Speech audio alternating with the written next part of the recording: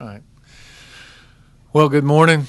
Looking forward to getting back to playing again this week and getting back on a regular schedule.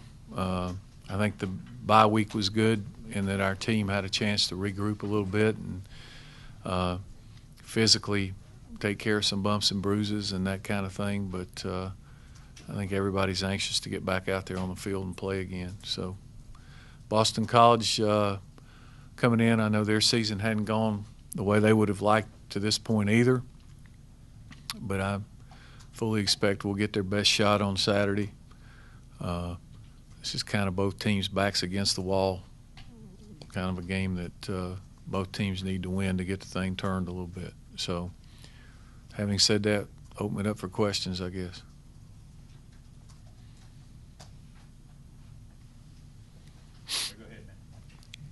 Everybody always wants to know if a bye week is better some years than another with its timing.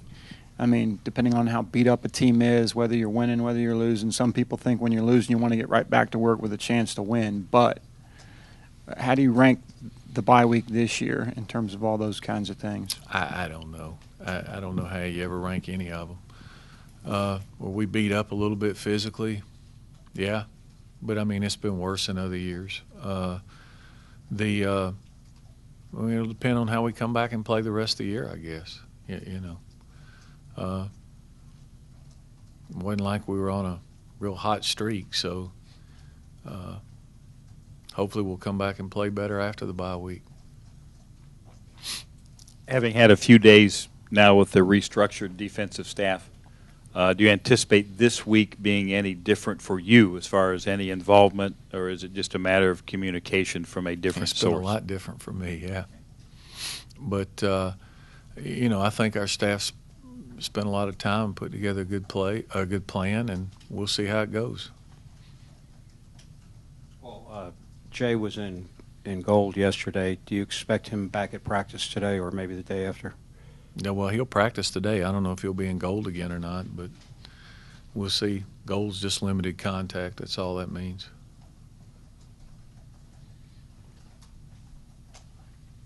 How'd the video go, Kelly? No. It's an inside joke. They'll tell you later. It's often said that, particularly with the offensive line, that injuries, prevent or hurt continuity. Can you talk about how exactly not having the guy next to you or whomever does impact the way the line can play? Well, I think you just get comfortable with who's beside you on calls you have to make and certain looks and what the other guy's going to do. And clearly, no matter what position you are, whether it's in the secondary or linebackers or offensive line, maybe more so offensive line, but there's just a comfort level with being familiar with the guy beside you and knowing how he's going to react to things. So that's probably more than anything else how it is. To that end, what degree do you think that's impacted the way your line is played so far? Oh, I don't know. I mean, we've had guys other than Morgan Bailey, most of the guys have been able to play in most of the games, or at least to start the games. What we've done is we've lost 2 or 3 guys in certain games. We lost, I think, 3 guys in the Middle Tennessee game at one point. We lost Jay in the Clemson game a week ago. Shaq's been in and out a little bit. So is Will Jackson. It's just kind of been but that's the nature of the game. You're going to have some of that. Is Will someone that he'll be out of the tackle spot for as long as you can see, or do you have any plans to move him back? Well, right now he's playing both. He's playing guard and tackle. Paul, when you say your role's been a lot different with regard to the defense in the last week and a half or so, in what ways? What are you doing differently? What are you doing more of? More involved in the planning, more involved in the practice schedules, more involved in everything. For the past 2.5 years, I've pretty much turned it over and let a guy do it. And now, clearly Charles is in charge, and it'll be his call, but I'm involved. I'm with the scheme and with what we're doing.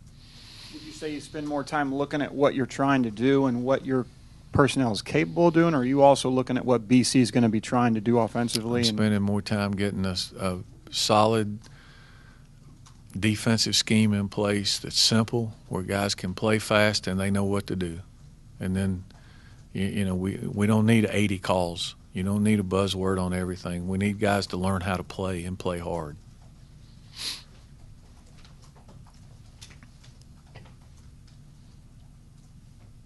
How has the team reacted, this past week and a half with such kind of a jarring change here in the middle of the season? I really haven't noticed any difference. I mean, they've come to practice. It's not been a big difference. Obviously, the Boston College coach is on a pretty hot seat with the new AD coming in, and they've had some tough years.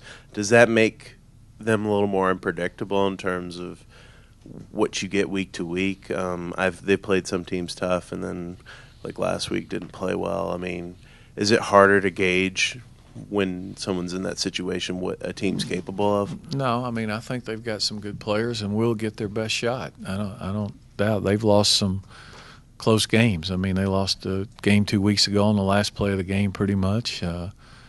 They've been in pretty much all their games. They were right down to the end with Miami.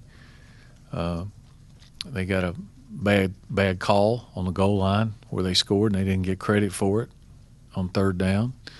That would have pulled the game close. Sometimes it just happens that way. I expect that we'll get their best shot. I don't have any reason to believe otherwise.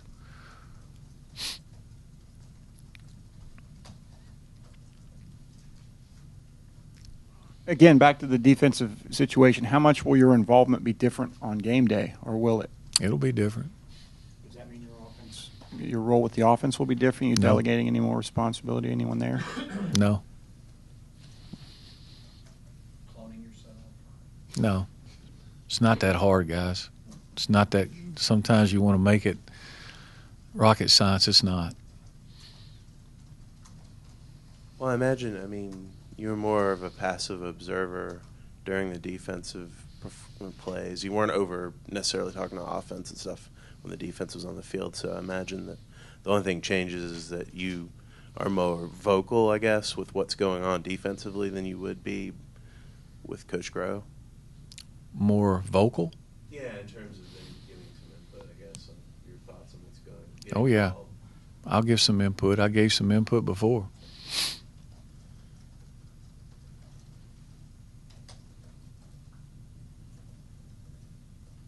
Do you know yet how you'll rearrange the staff once the season's over, if you'll return guys to their previous spots? No.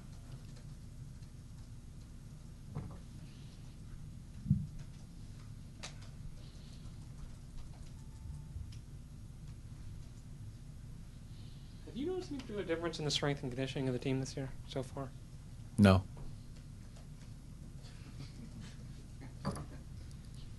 You talking about on the field? Right. No. But the new strength coach came in, the middle of the summer? I don't think you're going to see a difference this year. How is it different for you, with the season, obviously, where it is? How do you approach anything differently? How do you talk to the players, sort of rearranging goals? And, a lot of times at this point in the season, obviously, y'all were still sort of, playing maybe for a championship, and that was on the mind. How does this different now coming We in? never talked about playing for a championship 6 games into any season I ever coached. We always talked about the next game and winning the next game and doing those kind of things. That part of it hadn't changed. I don't ever remember talking about it winning a championship in October, not to a football team. Is it different, though, the record the way it is right now? Different than what? Just from past seasons, did you change your approach at all? No. We're getting ready for Boston College. I don't know how you change your approach. You may have some different goals. Our goal Saturday is to try to beat Boston College. That's goal enough for me. So play better than we did the last time we went out here on this field. Wasn't very pretty.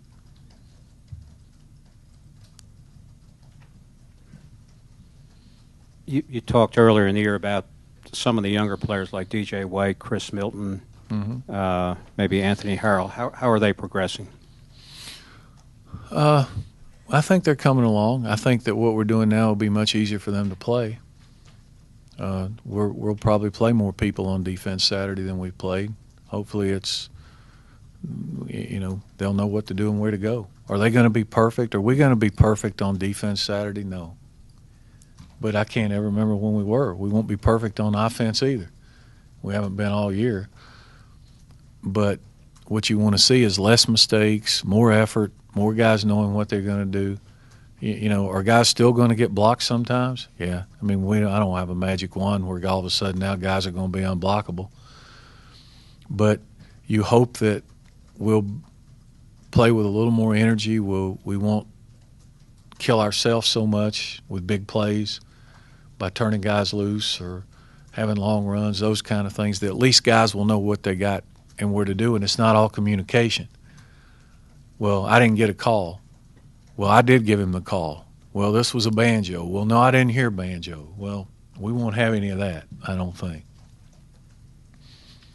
If we do, it'll be an excuse because there is no call. They'll get a defense, and they know what to do.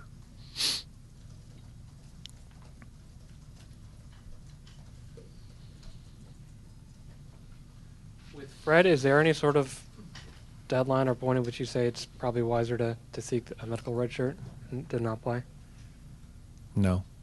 I mean, I don't know. I think what you do, Fred's already redshirted. If he can't play until game 10, would we play him?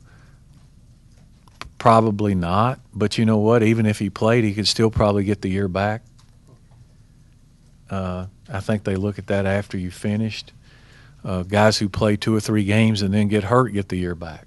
It's different than a regular redshirt year. We just would love to have him back out there. I mean, he's a good player, and I know it's disappointing to him. He's frustrated more than anybody because he really wants to play. Paul, I don't know how common it is. Like you just said a minute ago, they'll get a defense, but there will be no call, meaning no changes. Well, there's going to be a within it. call. I mean, you can't play defense without a call. No, I mean, yeah, I took what you said to mean there wouldn't be any changes once the call is made. These Very guys aren't minimal. switching each other off and Very all that minimal. stuff. Yeah. Is that common nowadays with defenses? I mean, you go against a lot of defenses. Yeah, I think it is. There's got to be some communication, but it doesn't. When one guy goes in motion, it don't have to change 7 people. I'm not saying that the other way was that complicated, but the way it wasn't working. I got tired of hearing, well, I didn't get a call. Well, yeah, you did. Well, no, I didn't. Well, on this, I had to carry 3 vertical. On that, I didn't.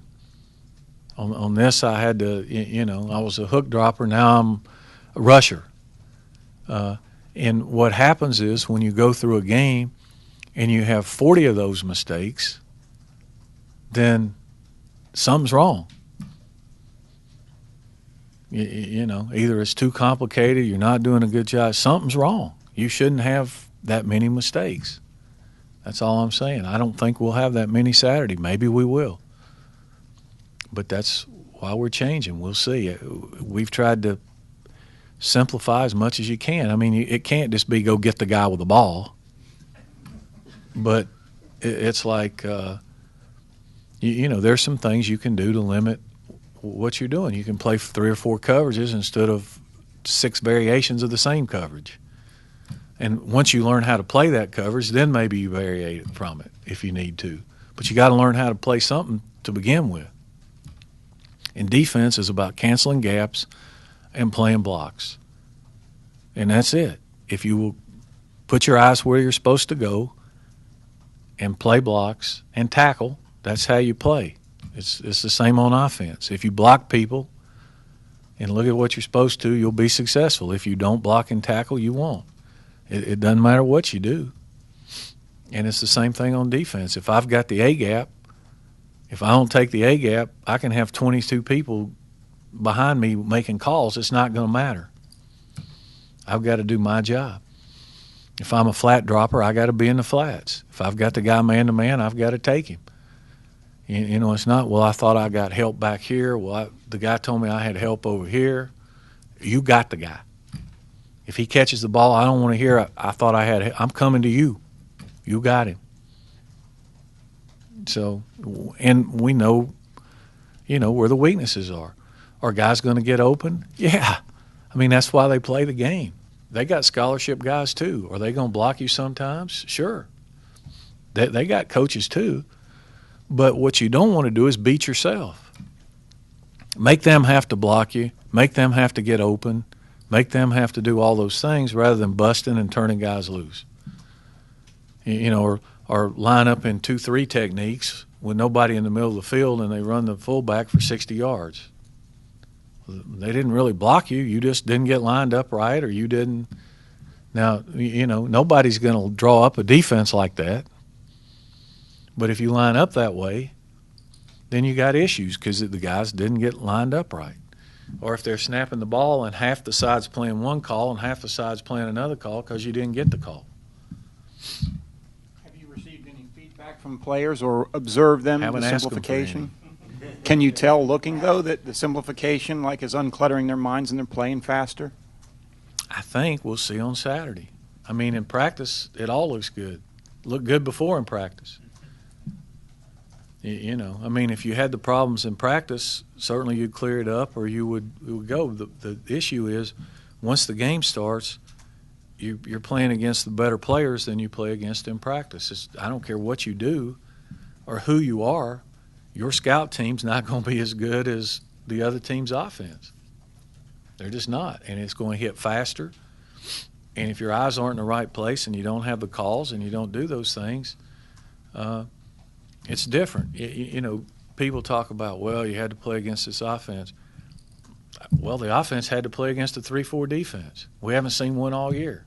What difference does that make? We play against the scout team and line them up the same way they do. It's got nothing to do with it. You put your eyes where they belong and you learn to play. Some people will try to play schemes. Some people try to keep people. That's a preference. To me, I don't think you can play plays. That's just my opinion. I think you got to learn how to play defense, and you put your eyes on a guy, and they'll tell you where the ball's going, as opposed to trying to recognize 82 different plays. That's just me. Paul, you recruited kids to come here and play football. Right. And to give them that opportunity to play fast, not have to overly think things, that's essentially what you're trying to get back to, isn't it? That's it. That's it in a nutshell. Seeing if they can, we'll see if they can play. If you know what you're doing and the guy blocks you, okay, we got to try to help you. Maybe we got to widen you out. Maybe we got to do some things. But you got to know what your responsibility is and who you're looking at. That's all I'm saying. Will they still get blocked? Yeah. I mean, just like when we play people, we block the other team. But that's why you play the game, to see who can win. You got to beat the guy across from you, and you got to be able to play. You can't always outsmart people. Sometimes you got to beat them. You talked about watching some games last week. Overall, it seems like defense is down in general, just across the board, and a lot of teams are pushing tempo now, not allowing teams to make substitutions and stuff. Do you expect to see some sort of changes to – I mean, it's been a problem you guys have had a few times this year, and do you expect to see the NCAA do anything to change that tempo issue? Mm-mm. I expect to see defensive coaches simplify things so their kids can play. The teams that are good on defense don't seem to have a problem. Alabama doesn't seem to have a problem. They get upset if they give up 14. Teams can go fast as they want. LSU doesn't seem to have a problem. Florida State hadn't seemed to have a real problem with guys going fast. The teams, now if you get really complicated and you're trying to check calls and you're trying to match everything and you're trying to match personnel, you got problems because you can't go as fast as they do, and they can wait on you because you don't know whether they're going to snap the ball with 2 seconds on the 25-second clock or 1 second or 24 seconds on the clock. I think where teams have gained the biggest advantage doing that, at least against us or wherever, is they change personnel. They get you in a nickel team or they get you in a dime team, and then they come back and they run the same play. Don't let you get them out. They make the first down. Well, you've got a team that was out there to play 3rd and 10. Well, now it's 1st and 10, and they ain't letting you get off the field because they're not substituting. And that's what's happening, whereas in years past, you didn't see 72 guys change on 3rd down. You know, there might be an extra defensive back go in and one guy come out. Well, you could kind of survive that a little bit. But I think that's where guys get hung. And it's, you know, it's not that easy offensively either. If you've ever coached football or played, it's not that easy to go that fast yourself. I mean, because you don't know where they're lined up. You don't know where everything's at either. So it's tit for tat. And the not getting guys out, the offensive kids are playing the same amount of snaps. So I imagine with all that being said, your strategy will be to we won't be seeing the 8 sub packages a game and the basically you'll pull a linebacker off the field and throw a nickel or whatever. Like, it's not going to be that complicated what you're going to do. We'll see. My strategy is to make it simple so the guys can play fast and they can play. That they know what responsibility they got, even though they might not be in the ultimate supreme position. It's sound, and they know what they got to do.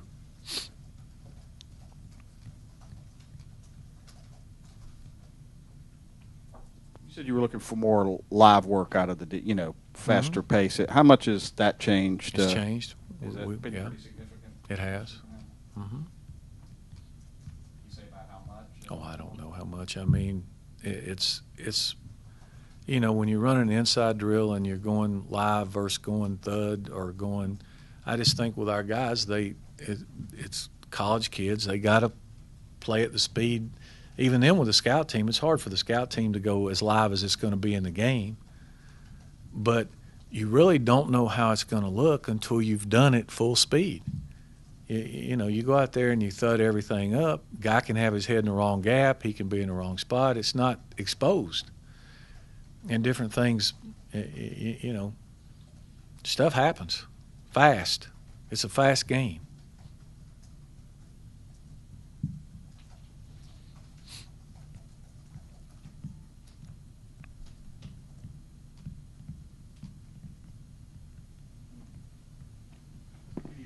Changes planned on defense significant? No.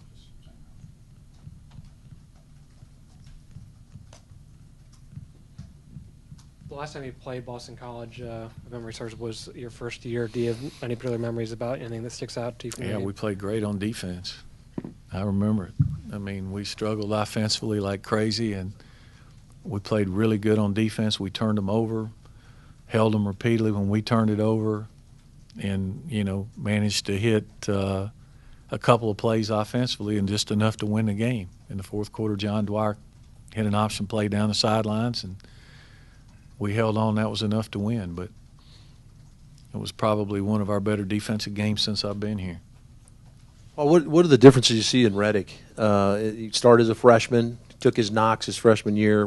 How much better a player is he now? Oh, I think he's way better. He's an accurate thrower. I think that they're doing more. They're more diverse offensively than they used to be. A lot of formations, a lot of different things, and he's just more mature. I think he's got a better understanding of what he's doing and playing, and he's been confident. They moved the ball last week on Florida State early until they got so far behind, and then he got so much pressure he didn't have much of a chance, and Florida State just kind of played gotcha. They walked up there and lined up on them and took the receivers and got pressure, and it kind of took them out of their game a little bit.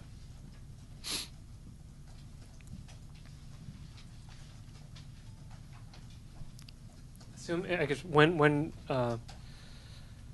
Pitt and Syracuse come in, you'll only play the other conference once every, 6 or 7 years. Teams in the conference, in the other division rather.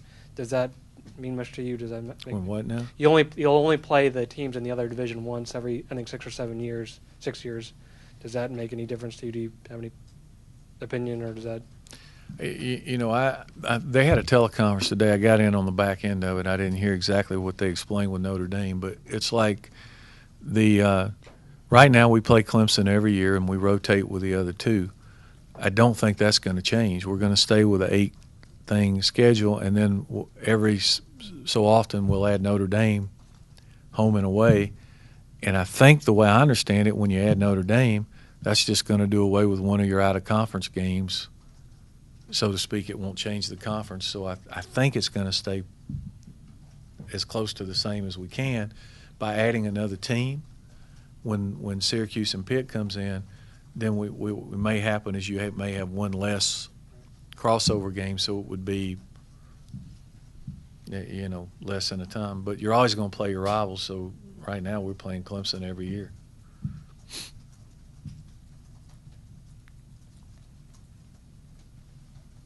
Paul, do you have an opinion on having a fixed opponent from the other division, as opposed to having one have a none, so that it's not 6 years between meetings with Florida State and once every 12 years they come here, I would that kind of think thing? that it would be, from a personal standpoint, I would rather not do it. But I think where you got the issues, the way the divisions are drawn up, you got NC State, North Carolina, and they've got to play. Okay, you got Miami, Florida State, they're going to play. Those are two that stick out in my mind right now that are the two, unless you change divisions with one of those people, I don't know how you change it.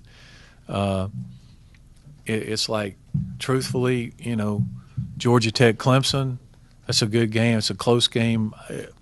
You know, it's not the same rivalry as Georgia Tech, Georgia, or North Carolina State, or Florida State, Miami, probably. Although it's turned into one because we play each other every year, but historically it probably wasn't the same. But the other teams are, so I don't know how they get away from it unless they change divisions.